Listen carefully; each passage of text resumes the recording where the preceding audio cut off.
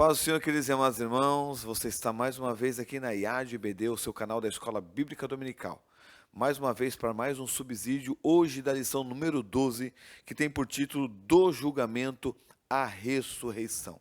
Eu sou o pastor Anderson Fábio e nós vamos tratar um pouco aqui sobre essa lição, não completamente como ele está, porque ele está na forma narrativa, mas vamos apresentar alguns subsídios para auxiliar a sua aula neste domingo. O nosso texto áureo nos diz assim: e quando Jesus tomou o vinagre, disse, está consumado, e inclinando a cabeça, entregou o Espírito.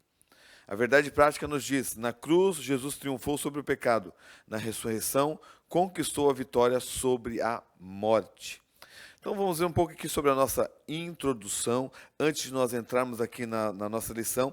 Essa lição ela vai tratar sobre a prisão, o julgamento, a crucificação, a morte, o sepultamento e a gloriosa ressurreição de Cristo. Nós vamos analisar ela aqui de uma maneira bem breve, não tem como nos aprofundarmos muito, mas vamos focar principalmente nos pontos principais aqui que vai auxiliar a sua aula. Então, todos os acontecimentos, eles mostram e culminam para o ápice de todo o plano redentivo de Deus para chegar até a crucificação, onde Cristo na cruz brada, está consumado, e nós vamos tratar desse termo também, ok? Nosso primeiro tópico diz a prisão e a condenação de Jesus. E vamos tratar um pouco sobre essa questão aqui, como eu falei, se você leu o próprio subtópico, você vai ver que ele está na forma narrativa, ele narra os acontecimentos. E nós vamos aqui nos ater a alguns pontos aqui importantes para auxiliar a sua lição. Então, o primeiro subtópico nosso é a prisão. Então, após a ceia pascual, Jesus faz seu último recurso e intercede pelos discípulos, que foi justamente o que nós vimos na lição passada. Esse discurso ele inicia lá no capítulo 13, que vai passando algumas questões relacionadas à própria volta de Jesus, a questão do próprio Espírito Santo, que nós vamos ver no capítulo 16, capítulo 15, vai falar sobre Jesus como a videira verdadeira. Então, tudo isso vai passando dentro de todo esse discurso final, o último discurso que Jesus trata. Jesus, a partir dali, ele sai do lugar em que eles estão e eles cantam, como o texto vai dizer, um hino, talvez um hino tradicional. Provavelmente, quando se trata desses hinos, é muito provável que dentro do período da Páscoa era cantado os hinos, dentro dos hinos do Salmo número 103 até o número 118. Então, um desses salmos foi cantado na saída do lugar em que eles estavam, que era no cenáculo, até irem para o jardim dos Getsemane, que eles saem dali, vão para o Vale Cedron ali e vão para o jardim dos Getsemane, que era o local conhecido, local relacionado à oração, e era o local justamente que Jesus se colocou para orar, um local que é manifestado dentro dos evangelhos sinópticos e também do evangelho de João, bastante sofrimento, mas nós vemos que Lucas ele vai ser até um pouco mais, que vai falar que o sofrimento dentro desse jardim foi tão grande, que Getsemane, quer dizer, prensa de azeite, foi tão grande que Jesus, no meio daquela aflição, ele começou a suar sangue, o que os médicos vão tratar deste evento como hematidrose, que é justamente quando, no meio de uma aflição tão grande, as partes, os glóbulos sudoríficos que passam o suor, eles se rompem e formam pequenas gotas de sangue, e eles se misturam com o suor, que dá a impressão que a pessoa está suando o próprio sangue. Então, isso acontece neste momento de tamanha ansiedade, intensidade de medo, aflição que Jesus está passando, e que uma pessoa que se chega ao ponto do que Jesus está, porque não é somente o conhecimento que ele tem do que ele vai passar, mas também todo o sofrimento e os pecados de toda a humanidade que está sobre ele neste momento. Passando disso, que ele sai da oração, que ele vê os discípulos, chama os discípulos para orar e vigiar com ele. Ele sai, um dos seus discípulos vem com alguns soldados para o trair, que nós sabemos muito bem que é Judas. Judas traz Jesus com um beijo, dá um beijo no rosto para identificar. Por quê? Porque Jesus não é como as figuras mostram, né, que Jesus era loiro, de olho azul. Não, Jesus era um judeu normal, era um judeu parecido com todos eles, e ficaria difícil para os soldados identificar Jesus no meio de todos aqueles judeus. Então Judas beija no rosto para o identificar. E essa traição é justamente o cumprimento de uma profecia que está lá em Salmo número 41, verso 9, que diz: até o meu amigo íntimo, em quem eu confiava, que comia do meu pão, levantou contra mim o seu calcanhar, provando que a parte da traição também é o cumprimento da escritura que estava profetizada a respeito de Jesus. E isso nos mostra que Judas, sendo um amigo e um dos discípulos de Jesus, que a traição ela pode vir até mesmo de uma pessoa que está perto, né? Não é a proximidade que garante a fidelidade. A fidelidade ela é garantia pelo caráter da pessoa. Então, isso mostra que até mesmo pessoas que estão no hall de amigos nosso pode também chegar a um momento de traição, assim como aconteceu com Judas. Porém, embora Judas tenha traído Jesus com um beijo e tenha levado soldados, Jesus é que se entrega voluntariamente.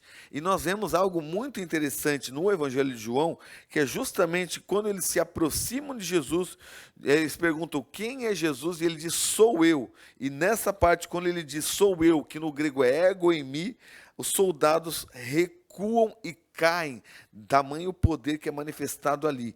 Então, essa questão é justamente está ligada com o que nós já aprendemos no trimestre passado a respeito disso, sobre a pessoa e a divindade de Cristo e sobre a existência de Jesus antes da criação do mundo, que Jesus sempre existiu, ele é eterno, e Jesus expressa justamente um termo que está lá em Êxodo capítulo 3, versículo 14, onde Moisés pergunta, quem é o Deus que eu devo mencionar para os israelitas, para os hebreus, que eu estou indo no nome de quem? E Deus responde e fala, diga que o eu sou lhe enviou, e Jesus expressa exatamente isso, dizendo, eu sou, fazendo menção que ele é Deus, e ele sim entrega.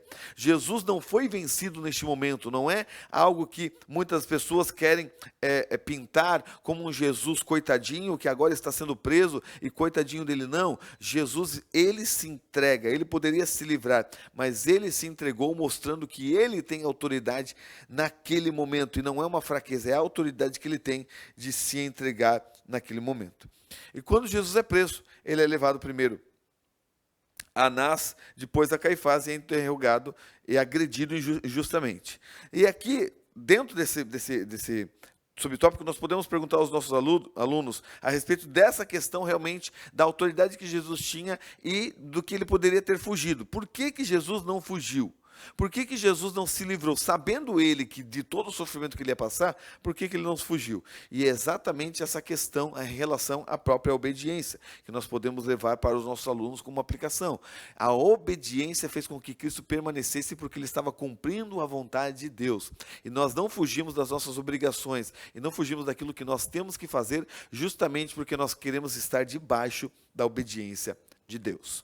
Nosso segundo subtópico diz o interrogatório. Como nós já mencionamos, Jesus foi levado primeiramente a Anás, o sumo sacerdote, era o sumo sacerdote respeitado, antes de ser interrogado por Caifás e por todo o sinédrio. Então é levado até Anás e depois ele é interrogado por todo o sinédrio, que eram os líderes religiosos, os principais líderes religiosos da época. Os líderes religiosos, eles entregam Jesus a Pilatos, porque a intenção era que Jesus morresse realmente. Mas aqui nós vemos algo extraordinário. Por quê? Porque nós vemos que Estevão tinha blasfemado, lá em Atos dos Apóstolos, Estevão blasfema. Eles falam que Estevão estava blasfemando, mas ele estava só pregando a respeito de Jesus. Eles acusam Estevão de blasfêmia e eles apedrejam e matam Estevão. Eles tinham autoridade para isso. Porém, aqui, eles fazem exatamente aquilo que é para se cumprir de Jesus ser pregado na cruz, ser levantado no madeiro. Por quê? Porque se Jesus fosse apedrejado, ele não ia cumprir as escrituras. Então eles mesmos acham que estão arquitetando algo para que Jesus seja morto, porque eles tinham medo da multidão, diferente de Estevão, que não tinha tantas pessoas seguindo Estevão, mas Jesus havia uma grande multidão, então eles tinham medo disso, e eles passam isso para Pilatos, justamente para que Pilatos venha a realizar a morte, e eles venham ficar à parte disso, para evitar um grande tumulto ali, em relação à própria morte de Jesus. Mas isso também está relacionado ao próprio cumprimento das Escrituras.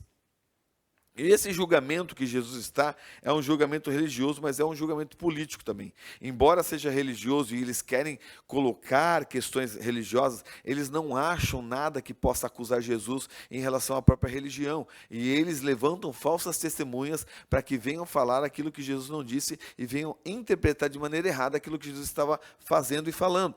E diante disso, eles veem que somente essa questão religiosa não seria possível convencer Pilatos de que ele estava descumprindo algo em relação à própria Roma. E por isso que eles levam a questão para o lado religioso, dizendo que Jesus estava se declarando como rei, e o único rei verdadeiro, o único imperador era César. E dentro disso eles levam a questão para a parte política. Quando eles levam para Pilatos, Pilatos não vê nenhuma ameaça real em Jesus, e Pilatos teme essa pressão toda da multidão, mas Pilatos faz de tudo e tenta várias vezes livrar Jesus da morte. E os judeus continuam insistindo. Então, diante disso, Pilatos faz o quê? Traz um dos piores criminosos que existiam e faz, entendendo, a intenção de Pilatos era, vou trazer o pior criminoso, e eles vão escolher, daí, entre o pior criminoso e Jesus, com certeza, eles vão escolher que o criminoso seja crucificado e Jesus seja livre. Essa é a intenção de Pilatos. Porém, quando eles chegam e colocam Barrabás do lado de Cristo, para que eles escolham, e lá em Mateus 27, 22, Pilatos diz, o que farei então desse chamado Cristo? Porque eles haviam escolhido Barrabás, eles falam e pedem para que Jesus seja crucificado. Então, diante disso, acontece toda a condenação de uma maneira injusta e de uma maneira que vai sendo tudo arquitetado, mas tudo entrando dentro da vontade daquilo que Deus tinha como plano. E o povo rejeita o Messias escolhido, aquele que era esperado por eles. Como diz em João capítulo 1, versículo 12, ele veio para os que eram seus, e os seus não o receberam. Eles preferiram Barrabás, um homicida, um assassino, um criminoso, um rebelde, ao invés de Jesus. A escolha de Barrabás mostra justamente aquelas pessoas que estão fora da vontade de Deus, cegos pela religiosidade. E é assim que essas pessoas estavam. Mas tudo isso estava cumprindo justamente o que diz em Isaías capítulo 53, versículo 3, que diz, ele era desprezado e o mais rejeitado dos homens. Então, ele foi rejeitado justamente para cumprir o que Isaías já havia falado.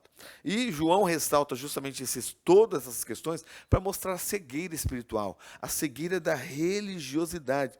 A injustiça contra Jesus mostra que a religiosidade, ela pode ser cega e agir de maneira injusta, e pode rejeitar até mesmo o propósito e rejeitar o próprio Deus, como fizeram os fariseus. Eles tinham a sua religião, eles eram pessoas que buscavam viver conforme a vontade de Deus e seguir a lei, mas a religiosidade deles cegou o próprio entendimento para eles não enxergarem que aquele que eles estavam pedindo para ser crucificado era justamente a promessa de Deus para o seu povo. Então nós temos que cuidar com essas questões também. E essa troca de Barrabás por Jesus também mostra o amor de Deus por nós. Por quê? Porque Barrabás representa justamente nós que deveríamos ir para a cruz, assim como Barrabás, mas a troca foi em Jesus assumir o lugar de Barrabás, assim como Cristo assumiu o nosso lugar na cruz do Calvário. Ok? Nosso terceiro subtópico, a condenação.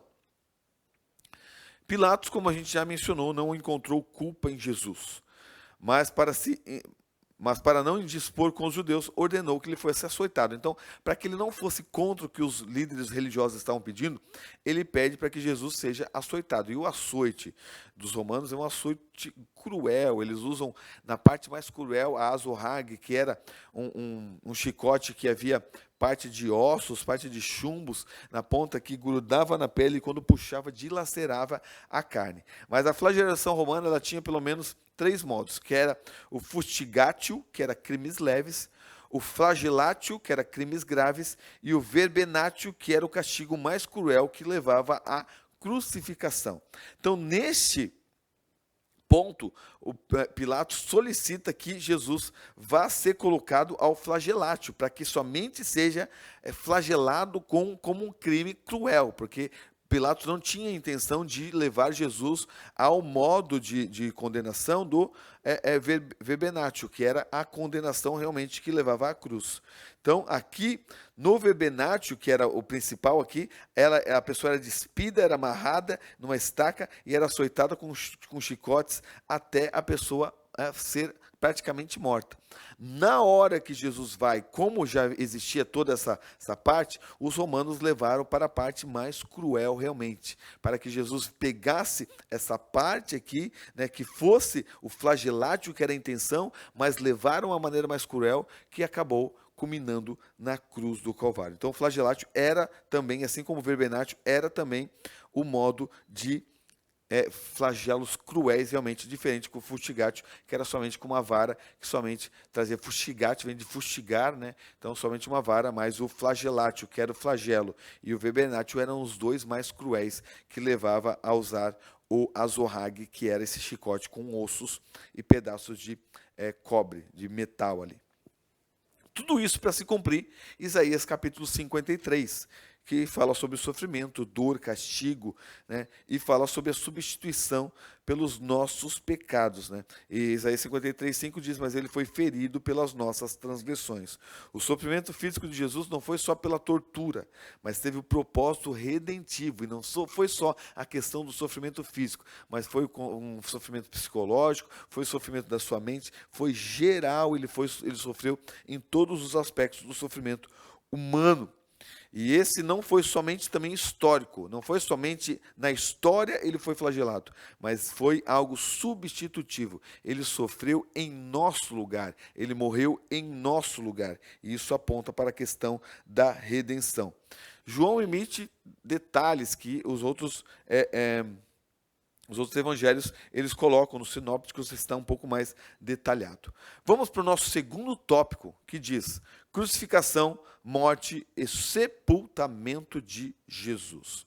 Nosso primeiro subtópico diz o seguinte: o caminho do Calvário, que é o caminho agora, depois do flagelo, depois de tudo isso, nós vamos ver agora o caminho dali onde ele está sendo julgado ali por Pilatos, e onde ele sofre a flagelação até o Calvário. Ok? Primeiro, a entrega oficial. Após trazer Jesus de volta, estava praticamente quase todo dilacerado, eles continuam pedindo para que Jesus seja crucificado. E daí Pilatos, mesmo lavando as mãos, como um ato ali de que ele não tinha culpa e ele queria livrar Jesus da morte, né, ele entrega e oficialmente entrega a pressão dos líderes religiosos, dos líderes judeus, e entrega Jesus à crucificação. E daí, após o açoitamento de Jesus, após o flagelatio, e se torna verbenatio, porque o flagelo era na mesma proporção, mas o verbenatio tinha o flagelo e a crucificação, agora Jesus vai caminhar até com a sua cruz, até o Gólgota, e ele carrega daí a sua própria cruz, né? E ali a cruz, muitas pessoas entendem que era uma cruz geral, que Jesus não seria crucificado, ele teria que levar a própria cruz, mas não. O que acontecia culturalmente na época é que os condenados, eles carregavam o patíbulum, que era a parte lateral da cruz. Somente esse patíbulum, ele tinha aproximadamente 50 quilos. Agora imagine que Jesus está cansado, Jesus passou a noite sendo julgado, ele foi flagelado, não está tomando líquido nenhum, está perdendo líquido por causa do seu sangue que está escorrendo pelas feridas que estão nas suas costas, e agora ele tem que carregar aproximadamente de 1,5 km a 2 km um pedaço de madeira de 50 quilos, numa rua que era toda esburacada, cheia de pedras, e este é o caminho para o Calvário. Dentro desse caminho, os soldados lá no flagelo eles já humilharam Jesus e colocaram uma túnica, mas eles vão ainda agora cuspindo Jesus, zombando de Jesus, para que ele passe por isso, porque não é somente Jesus, todos os ladrões passavam por isso, porque os romanos não estavam entendendo o que estava acontecendo, e para eles Jesus era uma pessoa que havia cometido algum crime. Então os soldados vão levando nisso, e quando eles colocam a manta ali e a coroa, é porque ele se declarava rei, e eles estavam zombando dele como rei, mas ele é realmente o verdadeiro rei, a verdadeira realeza estava nele, e eles não reconheciam isso. Isso é um contraste que existia ali. Ao caminho ao Gólgota, ele continua sendo espancado, cuspido, chicoteado, ele é expulso da cidade, ele tropeça, cai no chão, exausto de carregar a cruz, porque tamanho o peso que era a cruz, tamanho as questões que ele estava passando, é solicitado alguém para ajudar ele a levar a cruz. E chegando ao Gólgota, eles deitam Jesus de costas, e daí ele é deitado na cruz, é furada as suas mãos, não é furada na palma da mão, porque rasgaria, é furada entre o pulso, porque a mão para o judeu era até o antebraço, então fura aqui no meio do pulso, onde estão os dois ossos, e permanece ali o furo em cada parte, furo nos pés, que era um furo só, que tinha que atravessar para que ele viesse ficar preso pelos pés também, que perfuraram os seus tendões, os seus músculos, a sua pele, a dor foi intensa em Jesus, tamanho todo esse sofrimento. A cruz é erguida e o peso do seu corpo faz pesar sobre os cravos que estão nas suas mãos, os cravos que estão nos seus pés, fazendo rasgar, trazendo ainda mais dor.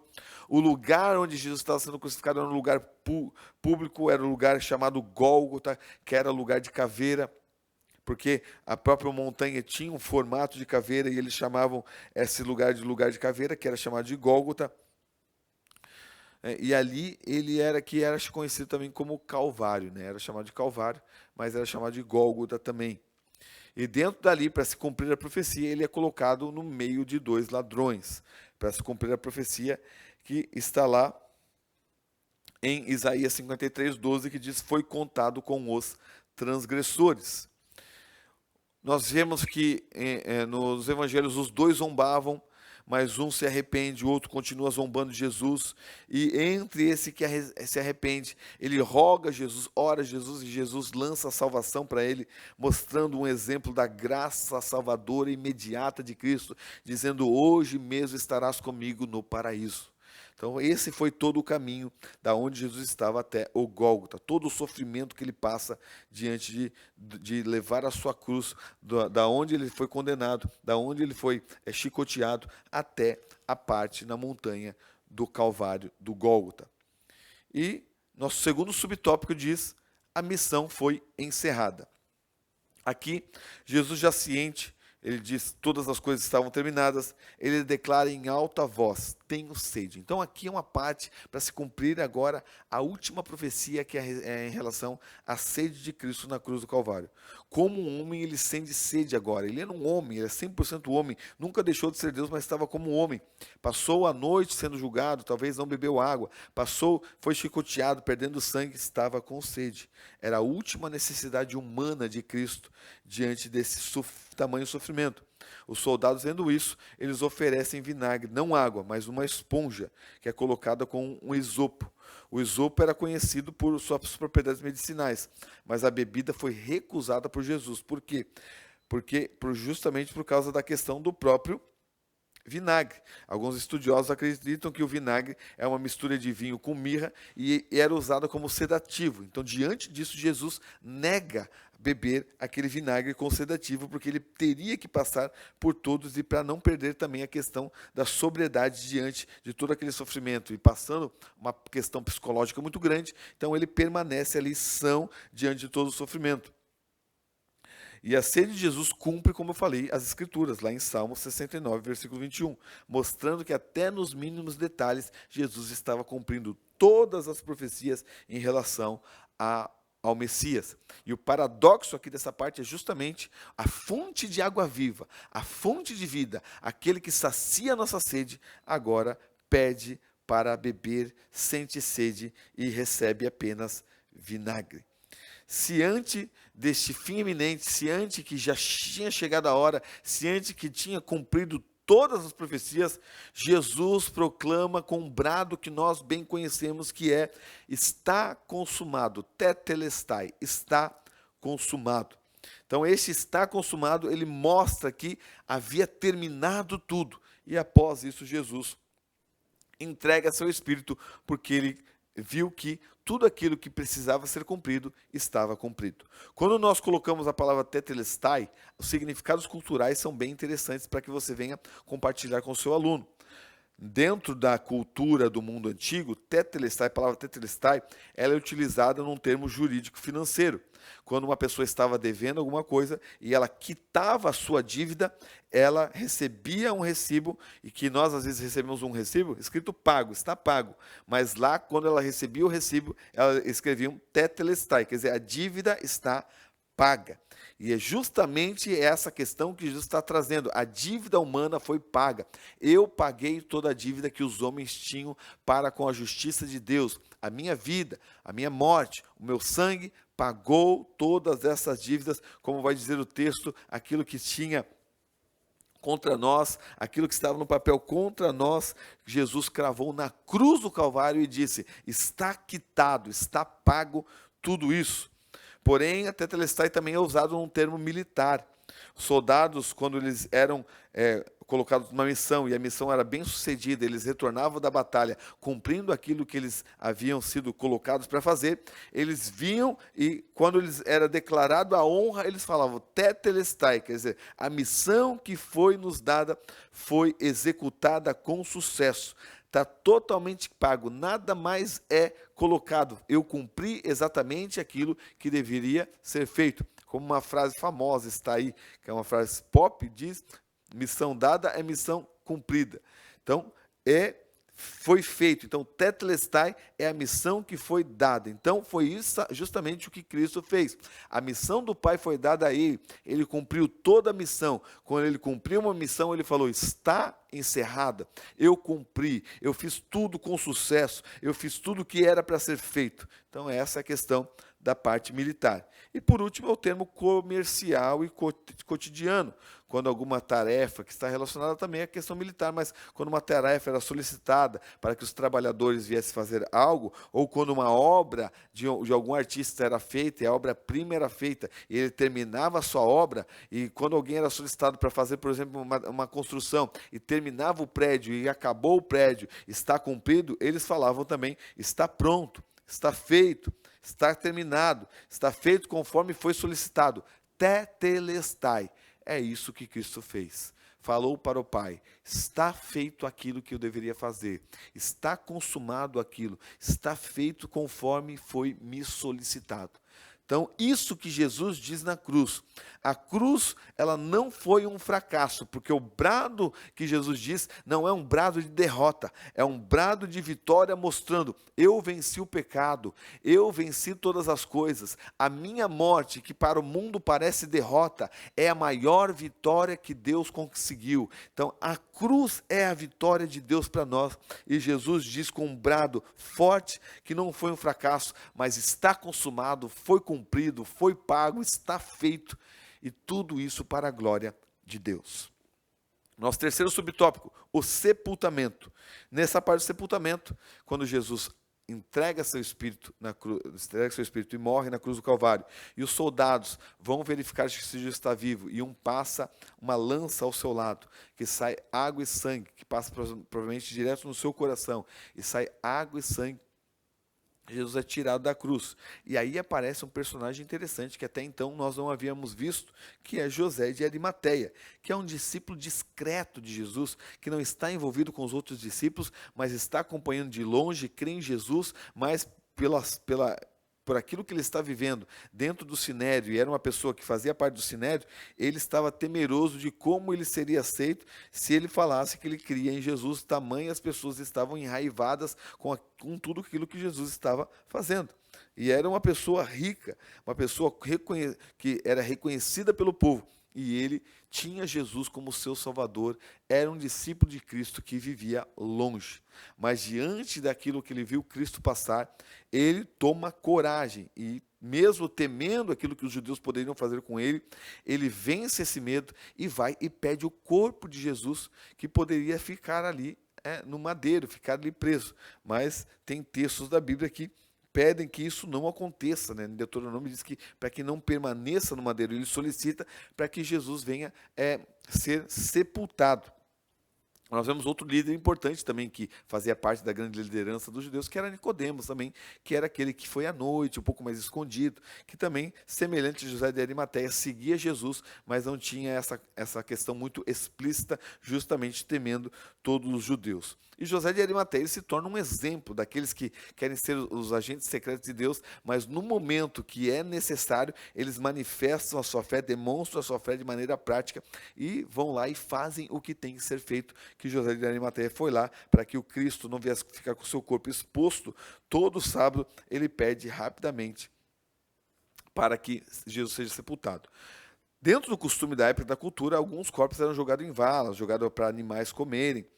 Porém, Jesus, para se cumprir, ele é colocado dignamente numa sepultura. E para se cumprir mais um texto de Isaías, que é Isaías 53:9, que diz: designaram-lhe a sepultura com os ímpios, mas com o rico esteve na sua morte. Quer dizer, uma sepultura de um rico, ele foi colocado.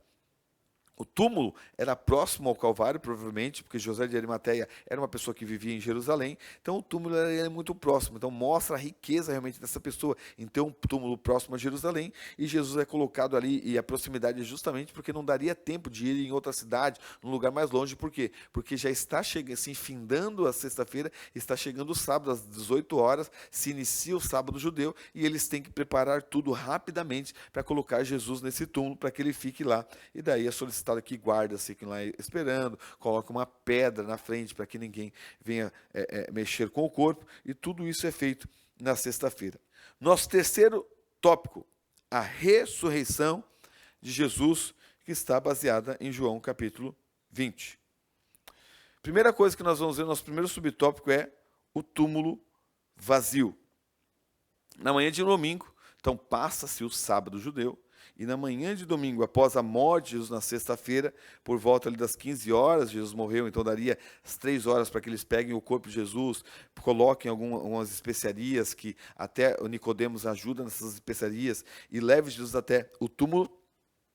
No meio disso, ele vai ressuscitar. E ele ressuscita com o mesmo corpo, como nós vemos que o seu corpo praticamente some.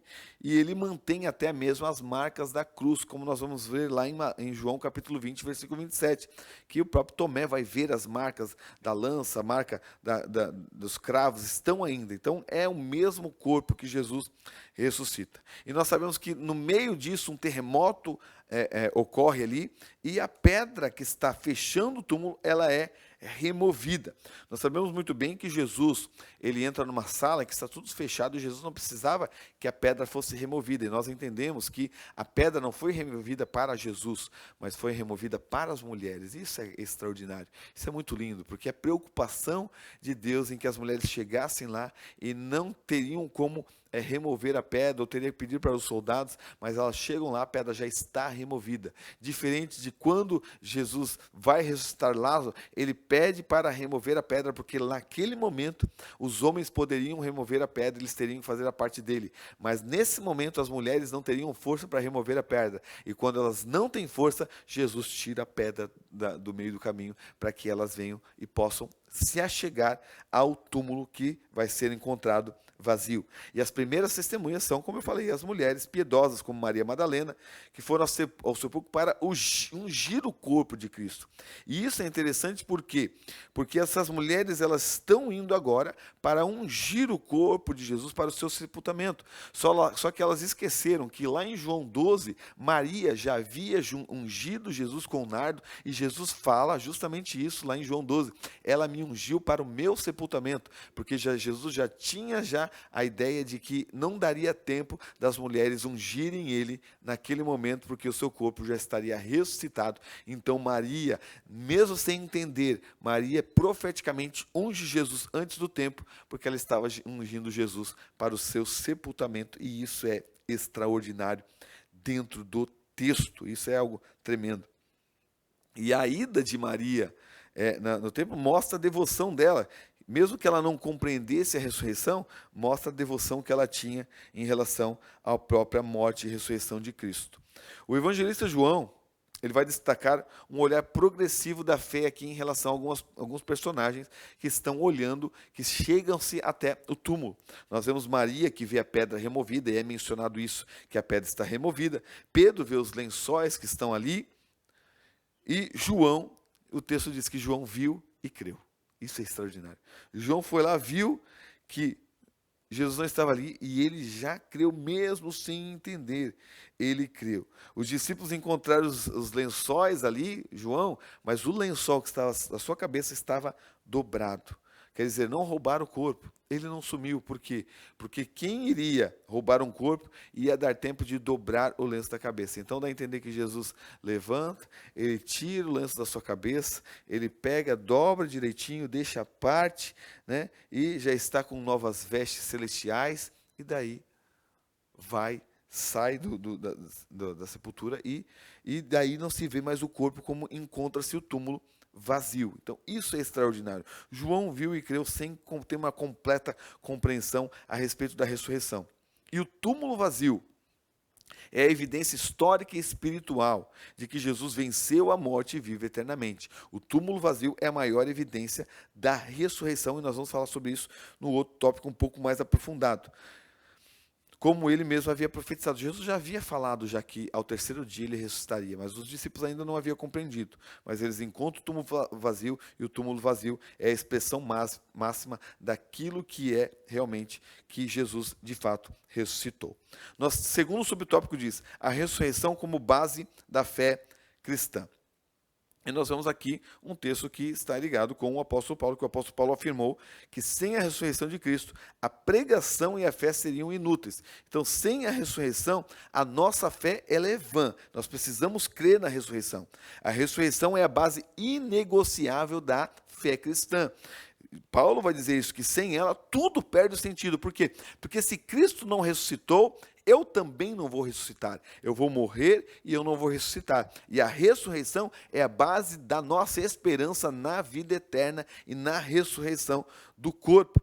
Mas aqui os principais fatores que mostram realmente a parte da ressurreição são as palavras proféticas de Jesus. Jesus afirmou que ele ressuscitaria, e nós temos que crer na ressurreição por isso, e a evidência das testemunhas. Pedro, João, Maria falaram e viram que o corpo não estava lá e que ele de fato ressuscitou. Os discípulos vão embora, mas Maria permanece, ela chora e ela é consolada pelo próprio Jesus, como nós vemos em João capítulo 20, do versículo 11 ao 18. Ela olha novamente, ela está sozinha, olha novamente e vê dois anjos. E os anjos perguntam: mulher, por que tu choras? E ela responde, com o coração aflito: porque levaram meu Senhor. Ela não estava crendo ainda na ressurreição, e ela tinha pensado que levaram o corpo de Jesus, que o corpo dele havia sido tirado ali, talvez os romanos tiraram, jogaram em outro lugar, esconderam o corpo. Logo em seguida, o próprio Jesus aparece entre ela, e ela, no meio de choros, de angústias, ela não percebe que é Jesus, e ela pensa que é um dos jardineiros que está cuidando ali daquele sepulcro. E daí, quando Jesus fala o nome dela, Maria, e daí ela olha e reconhece Jesus e diz: Rabone, mestre. E daí ela reconhece que é Jesus. Daí Jesus instrui ela para ir aos discípulos e dizer que ele havia ressuscitado. E isso é importante, esse fato é muito importante, porque mostra o testemunho da Maria, e o testemunho de Maria aos discípulos é um marco de que Jesus de fato ressuscitou, e nós vamos ver por isso. Vamos ver isso, o que acontece. Alguns fatos para que você venha acrescentar em relação à ressurreição, para abrilhantar um pouco mais a sua aula. Nós vimos já do túmulo vazio, né, os evangelhos afirmam que o sepulcro estava vazio.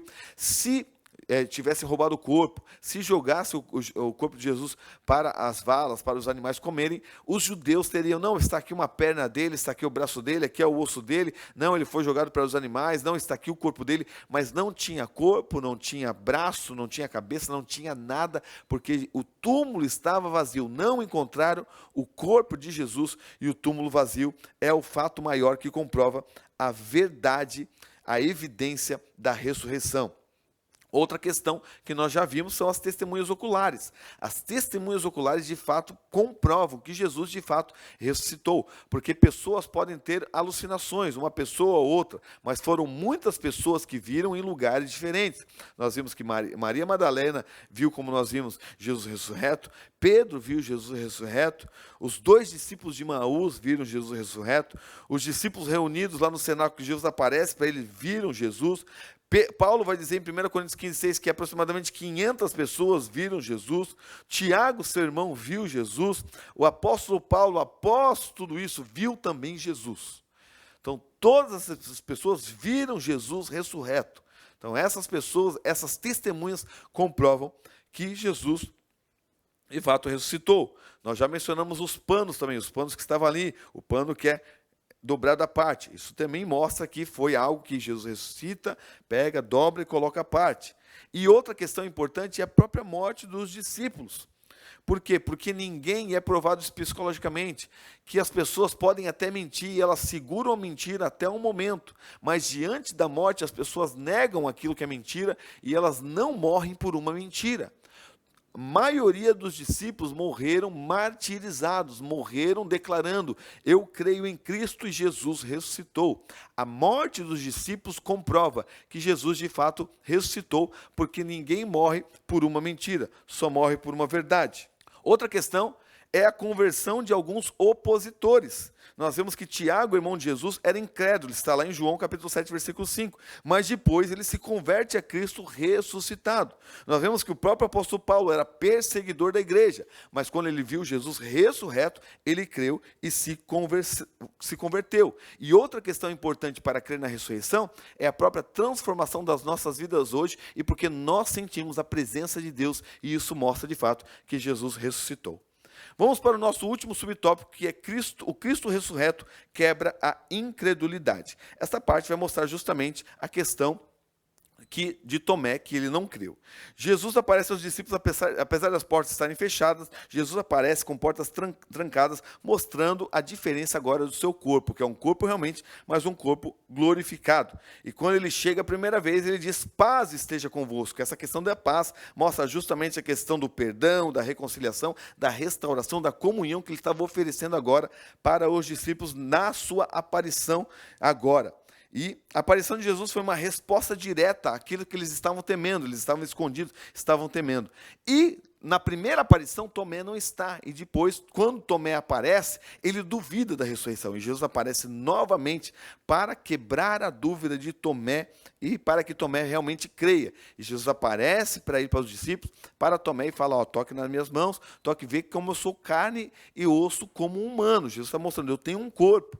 E Tomé representa justamente a dúvida humana, que tem que se render diante da evidência. Eles têm que se render. E Tomé fala uma frase que é a resposta mais alta da confissão cristológica em João, que é: Senhor meu e Deus meu, mostrando que Jesus é Deus e mostrando que Tomé, diante da ressurreição, reconhece a divindade de Cristo. A incredulidade, ela é só vencida não pela lógica, a incredulidade ela é vencida pela experiência com a ressurreição. E foi isso que Tomé venceu a sua incredulidade, quando ele teve experiência com o Jesus vivo. E a incredulidade das pessoas só será vencida não de maneira lógica, mas de maneira experiencial, quando elas tiverem um relacionamento e um impacto realmente com a vida de Cristo sobre a sua vida. A fé, ela não é a ausência de dúvida, todos nós duvidamos, mas ela é a superação diante da revelação de Jesus.